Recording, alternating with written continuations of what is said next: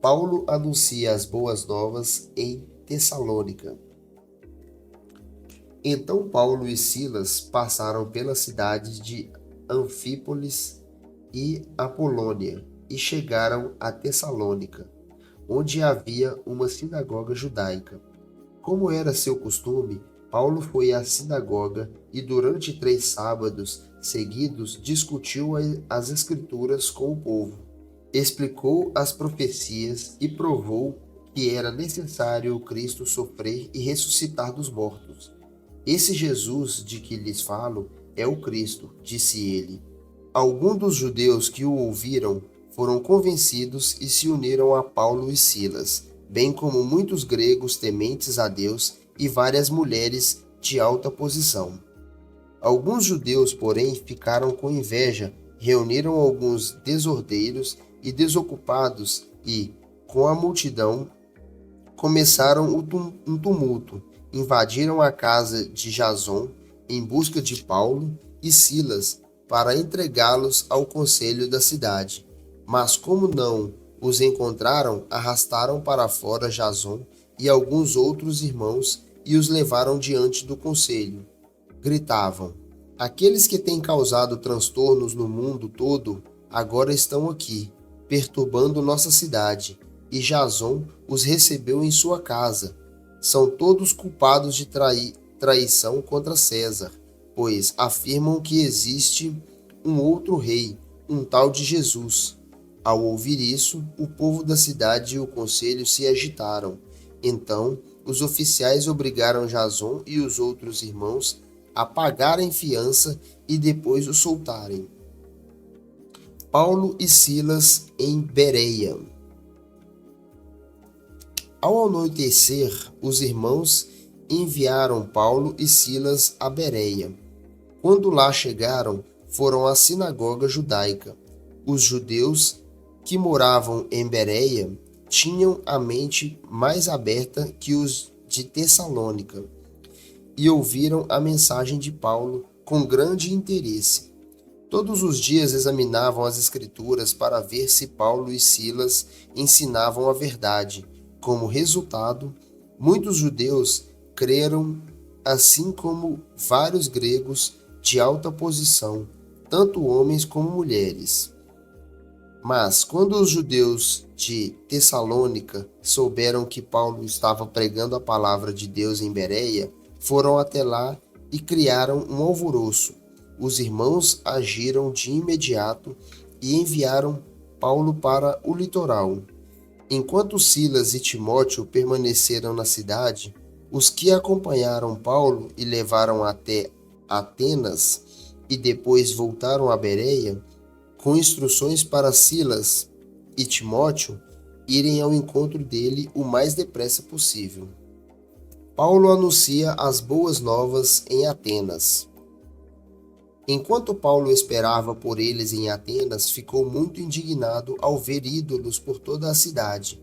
Por isso, ia à sinagoga debater com os judeus e com os gentios tementes a Deus e falava diariamente na praça pública a todos que ali estavam. Paulo também debateu com alguns dos filósofos e epicureus e estoicos, quando lhes falou de Jesus e da ressurreição. Eles perguntaram: o que esse tagarela está querendo dizer? Outros disseram: parece estar falando de deuses estrangeiros. Então levaram Paulo ao conselho da cidade e disseram: pode nos dizer que novo ensino é esse? Você diz coisas um tanto estranhas e queremos saber o que significam. Convém explicar que os atenienses, bem como os estrangeiros que viviam em Atenas, pareciam não fazer outra coisa senão discutir as últimas novidades. Então Paulo se levantou diante do conselho e assim se dirigiu a seus membros: homens de Atenas, vejo que em todos os aspectos vocês são muito religiosos, pois, enquanto andava pela cidade, reparei em seus diversos altares. Um deles trazia a seguinte inscrição: ao Deus desconhecido. Esse Deus que vocês adoram sem conhecer é exatamente aquele de que lhes falo. Ele é o Deus que fez o mundo e tudo que nele há. Uma vez que é Senhor dos céus e da terra, não habita em templos feitos por homens, e não é servido por mãos humanas, pois não necessita de coisa alguma. Ele mesmo dá vida e fôlego a tudo e supre cada necessidade. De um só homem, ele criou todas as nações da terra, tendo decidido de antemão onde se estabeleceriam e por quanto tempo.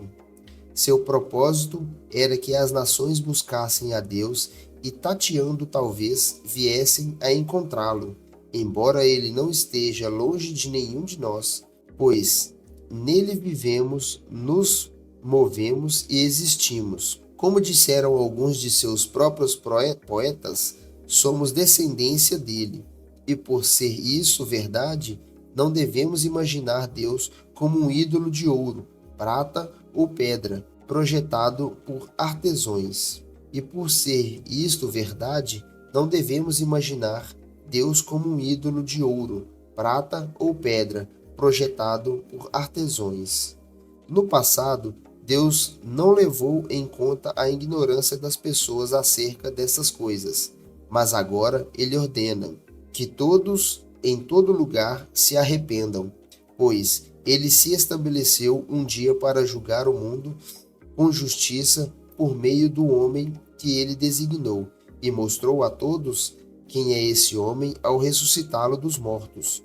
Quando ouviram Paulo falar da ressurreição dos mortos, alguns riram com desprezo, outros, porém, disseram: Queremos ouvir mais sobre isto em outra ocasião.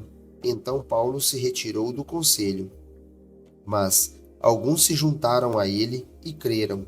Entre eles estavam Dionísio, membro do conselho, uma mulher chamada Damares e alguns outros.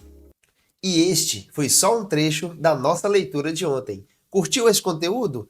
Não se esqueça de deixar seu like, se inscrever no canal e compartilhar com alguém que também vai gostar de ler com a gente. Para acompanhar a leitura completa, clique aqui ao lado e lembre-se, todos os dias tem leitura nova aqui no canal. Te espero no próximo vídeo.